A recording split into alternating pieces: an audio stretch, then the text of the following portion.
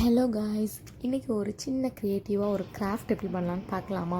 அதாவது பிஸ்தா ஷெல்லும் waste water can இருக்குல்ல, அதை வச்சு தான் பண்ணியிருக்கேன். இது வந்து நம்ம வந்து ஒரு தொட்டி, அதாவது பாட் மாதிரி யூஸ் பண்ணிக்கலாம்.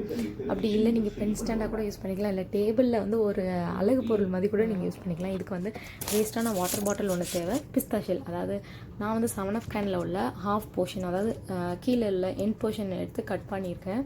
அப்புறம் ஹாட் க்ளூ, அப்புறம் இந்த பிஸ்தா ஷெல் தான். இந்த 3 வச்சு நம்ம எப்படி பண்ணலான்னு பார்க்கலாமா? அதுக்கு வந்து ஹாட் க்ளூ வச்சு ஃபஸ்ட்டு 5 லேயர்ஸ் வந்து இந்த பிஸ்தா ஷெல்லை வந்து நான் ஒட்டியிருக்கேன். ஹாட் க்ளூ வச்சு ஒட்டினா தான் நமக்கு வந்து ஸ்டிஃபாக நிற்கும். ஃபெஃபிகால்னால் நமக்கு அந்த அளவுக்கு டக்குன்னு வந்து ஸ்டிக்கியாக பிடிக்காது. அதனால தான் ஹாட் க்ளூ யூஸ் பண்ணியிருக்கேன். ஃபஸ்ட்டு இந்த 5 லேயர்ஸ் ஒட்டிட்டிங்கன்னா நீங்கள் வந்து அது வந்து உங்களுக்கு ஒரு ஃப்ளவர் ஷேப்பில் தெரியும். அதில் வந்து அதுக்கப்புறம் வந்து நீங்கள் வந்து அதுக்கு வந்து அப்புறம் வந்து நான் பியல் கலர், அதாவது கொஞ்சம் நல்லா ஷைனிங்காக இருக்கிறவங்காண்டி நான் வந்து க்ரீன் கலர் எடுத்து அந்த பிஸ்தா ஷெல்லில் உள்ள அவுட்டர் லேயர் ஃபுல்லாக, அதாவது வெளிப்பக்கமாக இருக்கிற எல்லாமே நான் வந்து பெயிண்ட் பண்ணியிருக்கேன்.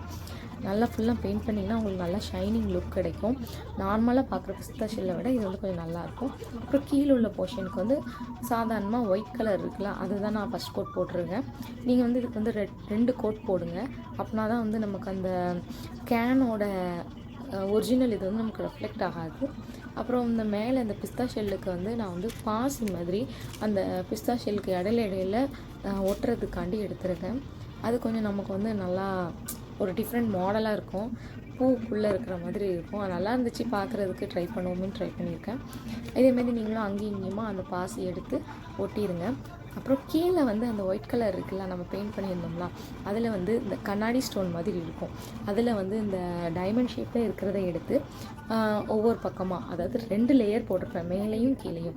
இப்போ பார்த்திங்கன்னா நமக்கு அந்த அவுட்லுக் இப்படி தான் இருக்குது. நல்லாயிருக்கு. நான் வந்து ஃபஸ்ட்டு பாட் மாதிரி வச்சு பார்த்தேன், நல்லா தான் இருந்துச்சு.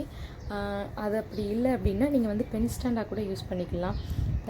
இந்த வீடியோ உங்களுக்கு பிடிச்சிருந்தா லைக் பண்ணுங்கள், ஷேர் பண்ணுங்கள், சப்ஸ்கிரைப் பண்ணுங்கள். இதே மாதிரி பண்ணி பார்த்துட்டு எனக்கு கமெண்ட்லேயும் சொல்லுங்கள். டாட்டா, பாய் பாய். நீங்கள் குடிக்க தண்ணி தெரிஞ்சிச்சு, நீங்கள் ஃபீல் பண்ண வேண்டாம். இல்லை ஓகே.